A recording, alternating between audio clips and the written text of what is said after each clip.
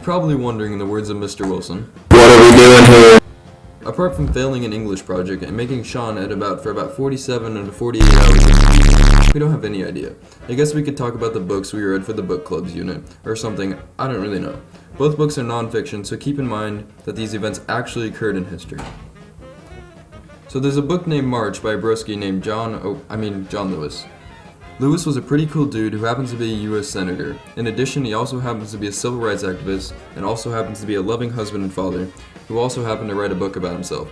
The story starts with him growing up on a farm in Alabama, and while people of our generation are obsessing over posting their low number of Fortnite wins on Snapchat, he was obsessing over his family chickens.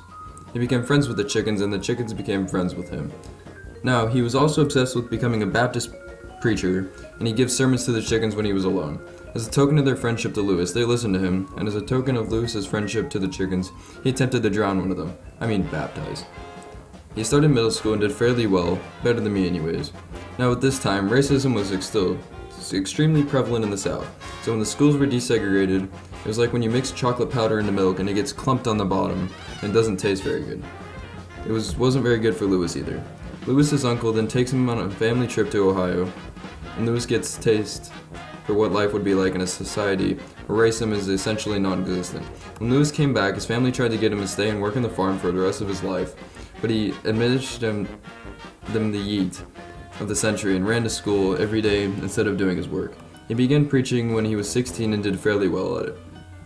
Lewis then wanted to go to college, so he worked, wrote letters, and was eventually introduced to Martin Luther King Jr. himself. He applied to Troy State University, but was denied because of his race. Naturally, he met with lawyers and tried to sue the school. But because he had to get his parents to sign the permission slip, they couldn't do it.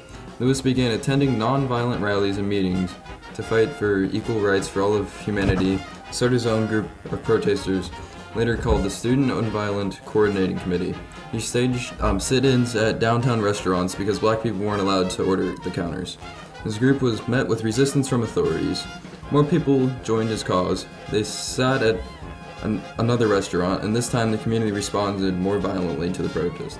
The police then arrested the protesters and put them in jail, but after a series of long negotiations, the mayor let them go. And that's the end of book 1. It's a 3-parter, folks. Here's a meme about March. We spent 3/4 of the weeks of the book club unit on this. So what did we do for the first week? We read about a notorious Nazi killer named Adolf.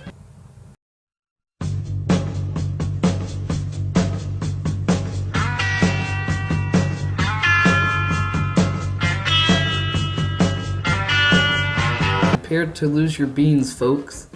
Adolf Hitler wasn't the only major factor in the rise of the Third Reich. Adolf Eichmann was a major force in making the Holocaust happen. He authorized the creation of the ghettos and concentration camps. Eichmann also organized the transportation of the Jews and their extermination.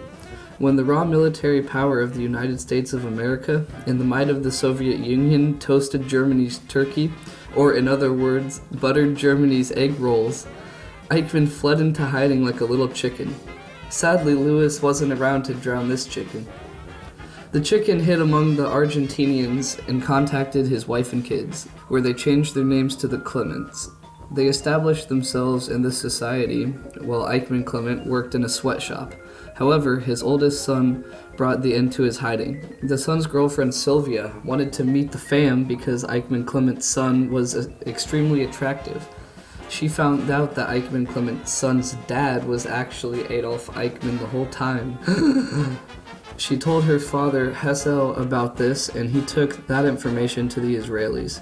He went to the Israeli government with this information and tried to organize a team of spies to capture the dude and bring him back to Israel to be executed. The Israel government said no, but when this guy named Aroni said they should probably do it to make themselves look good, they decided to do it.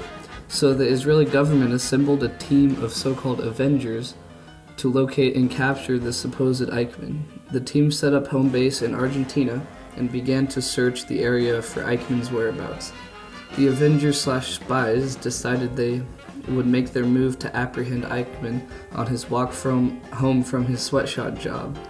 They practiced their capture technique religiously for many weeks before the night of the last walk home for poor Mr. Eichmann Clement.